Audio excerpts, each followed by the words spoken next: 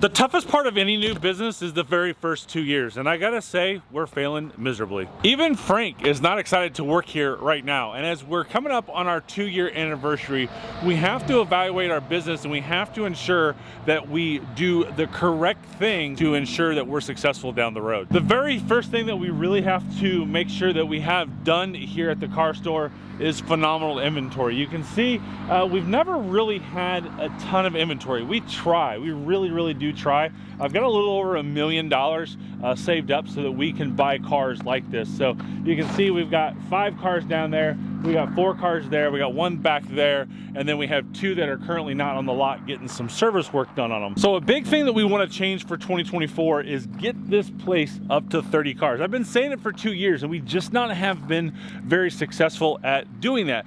And pretty much, in my opinion, we're failing at inventory structure. So you can see we've got plenty of room in here to put cars. We can probably put 15 cars right there. We can put a few more behind the camera, and on the front row we can double stack 5 more. So getting 30 cars on this lot is not an issue.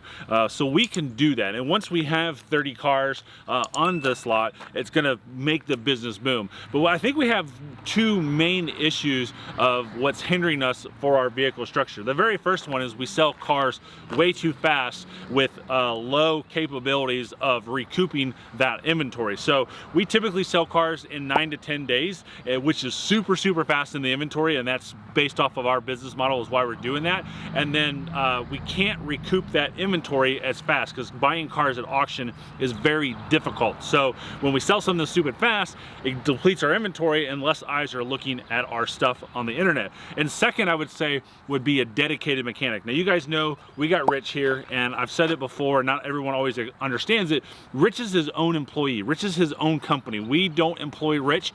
We lease the garage in the area back there to Rich, and he in turn, for a reduced rent, inspects all of our cars and ensures that they've been fixed properly so we don't have any issues down the road. Very successfully we have achieved that, which is very good, especially coming from a used car dealer. So we need to hire a mechanic, and we need to hire a good mechanic. And for the last 6 months I've been looking for a mechanic that we can hire, and I'm going to overpay them. I want somebody in here that's dedicated to us that we're going to overpay.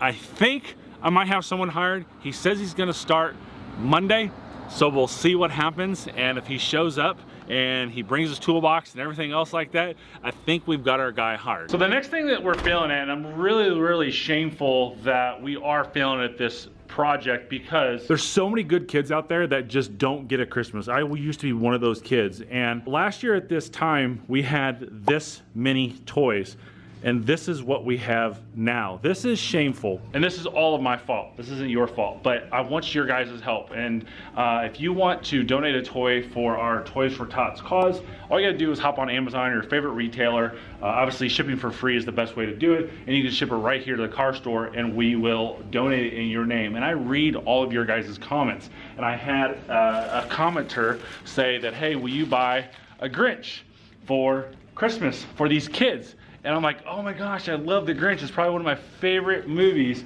And so he said he couldn't afford to buy something. So being this is my favorite movie, I just went ahead and bought 10 of them for the cost. So there's gonna be 10 kids out there that's gonna get an amazing little Grinch. And whoever sent like 1,000 Slinkies, I don't know what your problem is, but listen, her wants to sit there and play with them. And you can't play with the Slinkies. They were falling out of the box. Yeah, right. They were. Yeah. The paper was already ripped, Dad. I don't know why the presents are already open on Christmas morning, right? This is what I have to deal with. So send toys, but don't send toys that we will like and want to play with. And I gotta say, it's been a crazy 2 years. At the end of November is when I announced to you guys that I was leaving Bachman Chevrolet 2 years ago. And one of the big changes in our life that we're also feeling at is uploading content for YouTube. Like you guys notice that it's not consistent, and I hate that. I wanna put out 2 to 3 videos per week, and it just doesn't happen because us running this dealership, and then I had the detail department, and then we're trying to hire a mechanic, and I had an employee walk out on me as I'm on the plane heading to Dallas for an event and traveling that we do, stuff like that. The YouTube channel has definitely suffered, and so we're failing at that too. And the whole purpose of hiring Caitlin, who you saw earlier in the video, who likes to play with Slinkies, was to free up more of my time. And one of the things that we talked about was, you're gonna free up 40 hours a week by hiring her. Don't find other things to do with those 40 hours a week. And I said, no, I won't. I'm gonna be very conscientious of that. It's been very difficult, very, very difficult. So that's something that I've got to work on and do, because I love doing these videos for you. And what I miss a lot is doing the how-to videos and the car buying tip videos, which is why we created Mike's Car Store channel, because I have recorded 3 videos so far on that we're gonna launch shortly. So if you don't subscribe to that channel, go subscribe. And if you want car buying tips, that's going to be the place that I put them as well. So one thing you have to remember is the way I titled this video is We're Failing is, in my opinion, I'm not happy with the way we are. And I would think that you would say that any salesperson, any entrepreneur, any business person is never happy. I hold myself to an extremely high standard, just like I hold everyone around me to an extreme high standard of getting things done.